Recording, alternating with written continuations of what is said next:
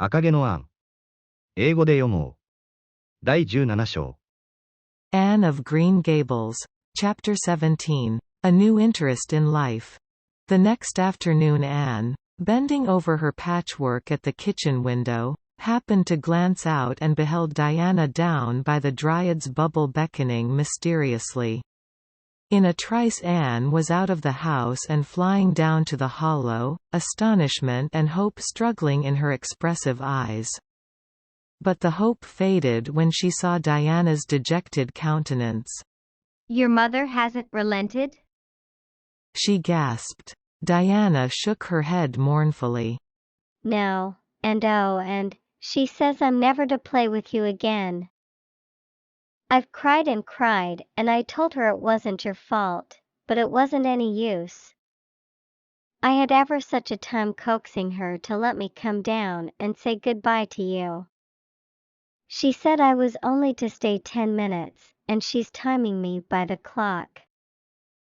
10 minutes isn't very long to say an eternal farewell in, said Anne tearfully. "Oh Diana, will you promise faithfully never to forget me, the friend of your youth, no matter what dearer friends may caress thee?" "Indeed I will," sobbed Diana. "and I'll never have another bosom friend I don't want to have. I couldn't love anybody as I love you." "Oh Diana," cried Anne, clasping her hands. "do you love me?" "Why, of course I do. Didn't you know that?" "No. Anne drew a long breath. I thought you liked me of course, but I never hoped you loved me." "Why Diana, I didn't think anybody could love me. Nobody ever has loved me since I can remember. Oh, this is wonderful. It's a ray of light which will forever shine on the darkness of a path severed from thee, Diana. Oh, just say it once again." "I love you devotedly, Anne," said Diana stanchly. "and I always will, you may be sure of that." "And I will always love thee, Diana," said Anne, solemnly extending her hand. "In the years to come thy memory will shine like a star over my lonely life, as that last story we read together says. Diana, wilt thou give me a lock of thy jet-black tresses in parting to treasure forevermore?" "Have you got anything to cut it with?" queried Diana, wiping away the tears which Anne's affecting accents had caused to flow afresh, and returning to practicalities. "Yes, I've got my patchwork scissors in my apron pocket fortunately," said Anne. She solemnly clipped one of Diana's curls. "Fare thee well, my beloved friend. Henceforth we must be as strangers though living side by side. But my heart will ever be faithful to thee." Anne stood and watched Diana out of sight, mournfully waving her hand to the latter whenever she turned to look back. Then she returned to the house, not a little consoled for the time being by this romantic parting. "It is all over," she informed Marilla. "I shall never have another friend. I'm really worse off than ever before, for I haven't Katie Maurice and Violetta now. And even if I had it wouldn't be the same. Somehow, little dream girls are not satisfying after a real friend. Diana and I had such an affecting farewell down by the spring. It will be sacred in my memory forever. I used the most pathetic language I could think of and said thou and thee. Thou and thee seems so much more romantic than you. Diana gave me a lock of her hair, and I'm going to sew it up in a little bag and wear it around my neck all my life. Please see that it is buried with me, for I don't believe I'll live very long. Perhaps when she sees me lying cold and dead before her Mrs. Barry may feel remorse for what she has done and will let Diana come to my funeral." I don't think there is much fear of your dying of grief as long as you can talk, Anne," said Marilla unsympathetically. The following Monday Anne surprised Marilla by coming down from her room with her basket of books on her arm and hip and her lips primmed up into a line of determination. "I'm going back to school," she announced. "That is all there is left in life for me, now that my friend has been ruthlessly torn from me. In school I can look at her and muse over days departed." "You'd better muse over your lessons and sums," said Marilla, concealing her delight at this development of the situation. "If you're going back to school, I hope we'll hear no more of breaking slates over people's heads and such carryings on. Behave yourself and do just what your teacher tells you."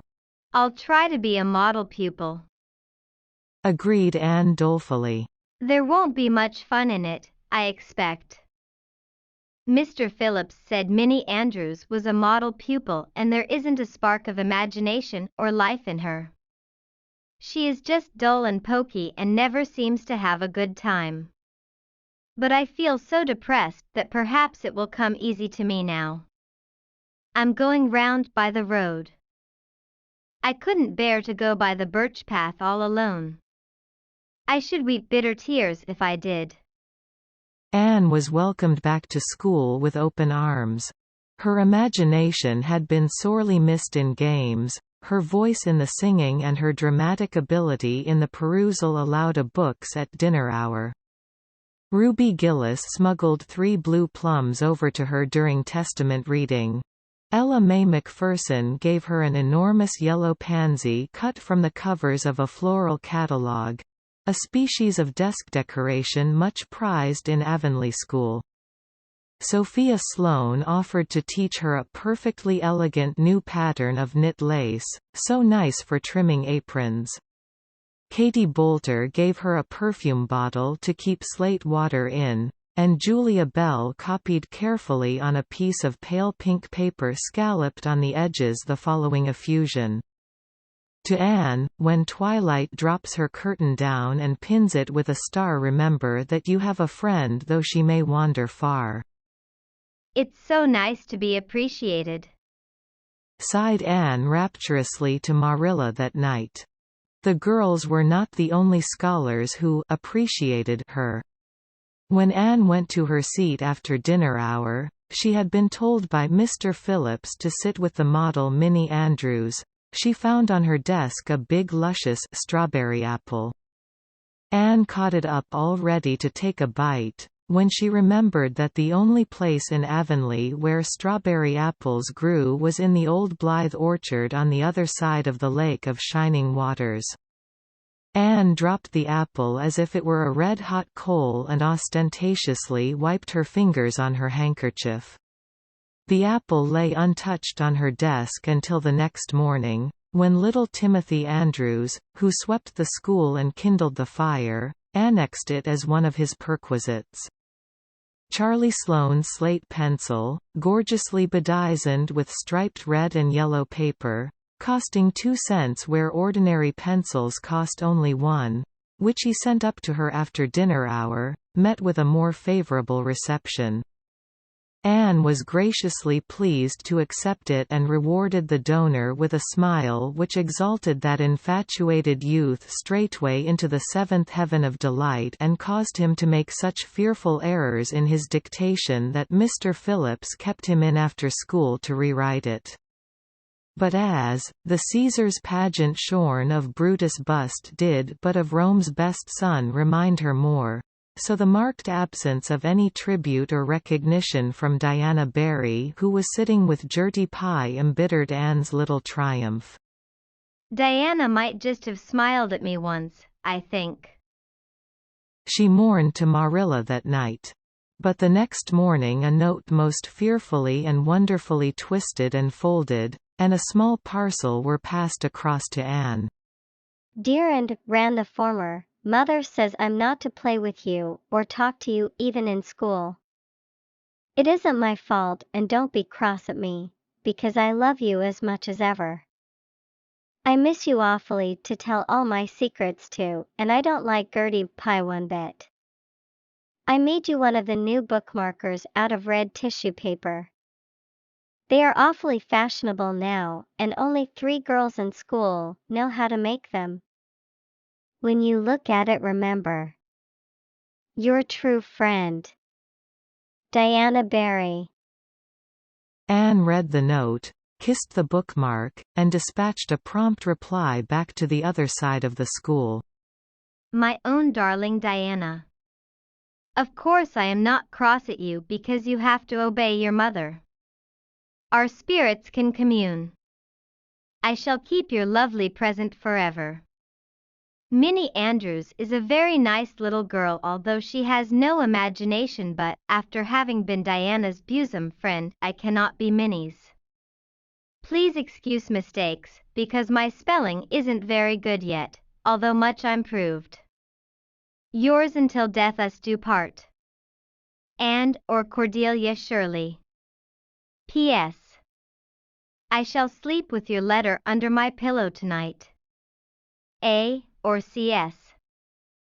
Marilla pessimistically expected more trouble since Anne had again begun to go to school. But none developed. Perhaps Anne caught something of the model spirit from Minnie Andrews. At least she got on very well with Mr. Phillips thenceforth. She flung herself into her studies heart and soul, determined not to be outdone in any class by Gilbert Blythe.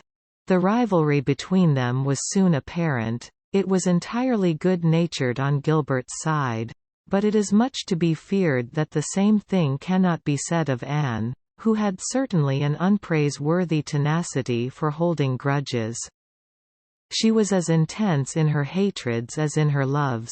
She would not stoop to admit that she meant to rival Gilbert in schoolwork, because that would have been to acknowledge his existence, which Anne persistently ignored. But the rivalry was there and honors fluctuated between them. Now Gilbert was head of the spelling class. Now Anne, with a toss of her long red braids, spelled him down. One morning Gilbert had all his sums done correctly and had his name written on the blackboard on the roll of honor.